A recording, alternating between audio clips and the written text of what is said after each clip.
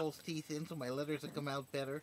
No, it's okay. I really just need a yes or no. Is it okay for me to record this interview? You mean that's your first question? Yes. Yes, okay. Thank you. All right. How is Purcellville different from when you were younger? The main difference is the water went so up too high. I'm now paying $200 for water, and it bothers me if I have to pay more for water than for food. Would you say that is something that's gotten worse? Much worse. Water rates have gone up, and the property tax has gone up. Okay. Also, the size of Purcellville has gone up. That can be good or bad depending on how you look at it, but we moved into a small town, and now we got a middle-sized town. I'm not going to say that's good or that's bad. I'm saying it happened. But I can tell you both the water rates and the property tax have gone up, and our income has gone down. That makes it difficult. Yeah. We went from $26,000 2 years ago to $21,000 last year. Purcellville built this great big new sewage plant because they're expecting 10,000 new houses to be built.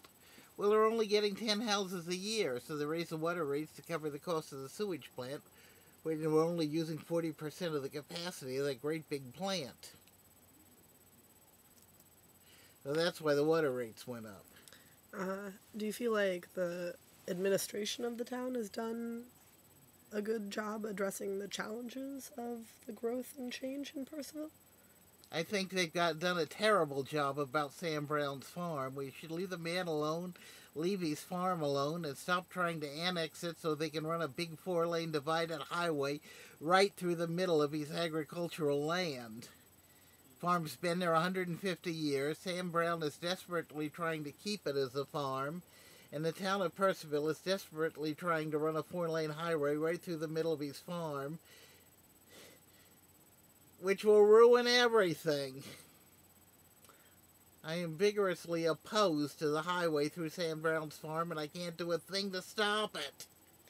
Right now, that is the most pressing problem in the city of Purcellville, to stop the dividing up Sam Brown's farm into 2 pieces. You can't run your tractor from one side to the other of a highway, during rush hour. He's got to go. They're also going to take down 1 or 2 of his farm buildings, which have been there for years, or which he is doing. They're going to cut down some of his apple trees. The highway isn't even necessary, and I don't know how to stop the highway, so I would put that as the #1 problem. My #1 problem personally is the water bill, but the #1 problem for the citizens of Purcellville as a whole is that we got to leave Sam Brown's farm alone and not run that highway through it. And yes, you can tell him I said that. Do you feel like anything about the town of Purcellville has improved since you've been here? Anything about the administration of the town, or the flow of traffic, or the government services?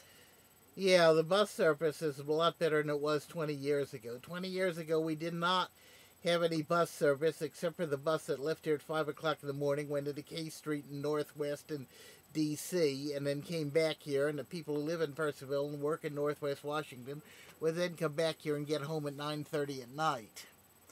That was the only bus we had when I got here. Now, Dodie is able to take me out to get x-rayed in Leesburg tomorrow morning on the bus. So yes, the bus service has improved. When I got here, all we had was the long-distance bus into K Street and school buses.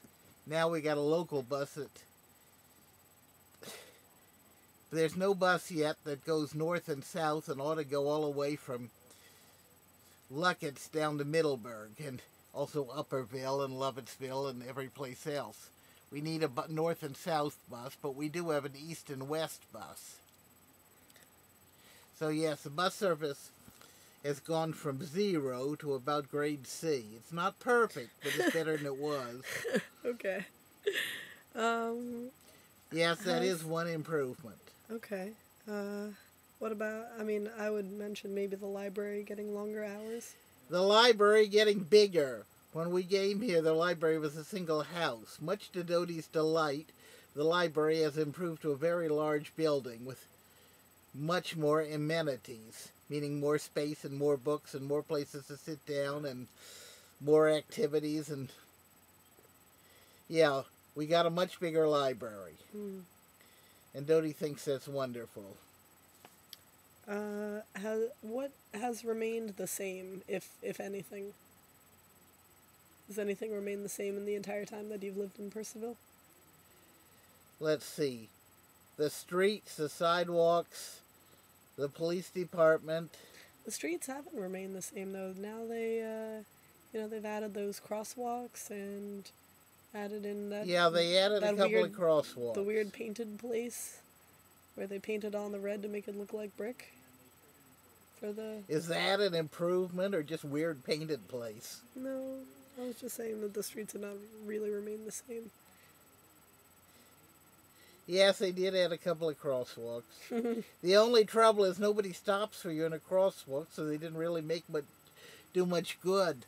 Crosswalks are a nice idea, but only if people actually stop for you, and nobody does. Crosswalks are only half the story. You've also got to persuade all the motor vehicles to stop when you want to use a crosswalk.